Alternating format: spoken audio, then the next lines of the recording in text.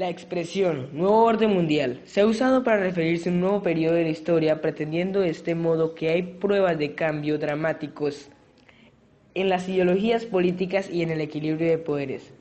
La frase fue usada cuando, con el fin de la Segunda Guerra Mundial y la caída de los imperios coloniales, Estados Unidos y la URSS se convirtieron en dos superpotencias que ahora competirían por expandir su influencia económica e ideológica en el mundo.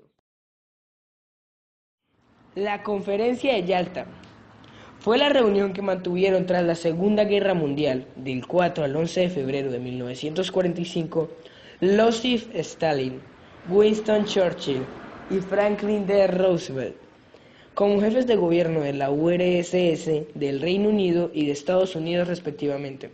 Suele considerarse como el comienzo de la Guerra Fría. Fue la continuación de la serie de encuentros que empezaron con la Conferencia de Casablanca de enero de 1943 y tuvo lugar en el antiguo Palacio Imperial, Palacio de Livadia, en Yalta. Los nuevos límites establecidos en la conferencia fueron los siguientes. La URSS ocuparía Rumania, Hungría, Bulgaria, Prusia, Polonia y la parte oriental de Alemania, mientras que Estados Unidos, Francia y Gran Bretaña ocuparían la parte occidental de Alemania. Como resultado de la conferencia se declaró la liberación de Europa y el compromiso con la defensa de los sistemas democráticos con elecciones libres. Se instó a la URSS a abandonar la frontera entre Turquía e Irán y a establecer un gobierno de coalición, con eventuales elecciones en Polonia.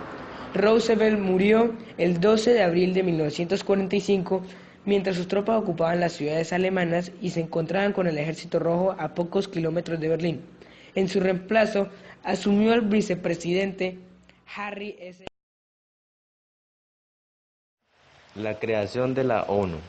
La Organización de las Naciones Unidas, ONU, también fue resultado de la Conferencia de Yalta. En ella se había planteado la necesidad de crear un organismo internacional que buscara soluciones pacíficas por la vía diplomática a cualquier tipo de conflicto. El 26 de junio de 1945 se reunieron delegados de 50 países en la Conferencia de San Francisco con el objetivo de redactar la Carta de las Naciones Unidas. En 1942, Estados Unidos, la URSS y China habían firmado la Declaración de las Naciones Unidas, un documento que expresaba la necesidad de cooperación internacional contra las potencias del eje. La Carta de las Naciones Unidas, que fue puesta en marcha el 24 de octubre de 1945, ratificó esa declaración y estableció las bases de la organización, que realizó su primera Asamblea General en enero de 1946. La Conferencia de Potsdam fue una reunión llevada a cabo en Potsdam, cerca de Berlín, Alemania, entre el 17 de julio y el 2 de agosto de 1945. Y que tuvo lugar en el Palacio de Cecilienhof. Los participantes fueron la Unión Soviética, el Reino Unido y Estados Unidos, los más poderosos de los aliados que derrotaron a las potencias del eje en la Segunda Guerra Mundial. Los jefes de gobierno de estas tres naciones eran el secretario general del Partido Comunista de la Unión Soviética, Joseph Stalin, y el primer ministro Winston Churchill, y el presidente Harry S. Truman, respectivamente.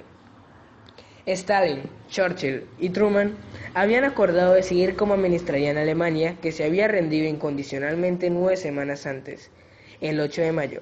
Los objetivos de la conferencia también incluían el establecimiento de un orden de posguerra, asuntos relacionados con tratados de paz y el estudio de los efectos de la... Además, anunciaron los planes para la reconstrucción económica europea y comenzaron las persecuciones de los criminales nazis.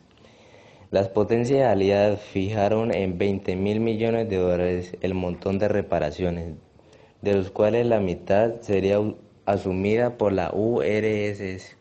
Por último, se concertó la división de Alemania y Austria en 4 zonas regidas, cada una por las potencias vencedoras. Economía de posguerra.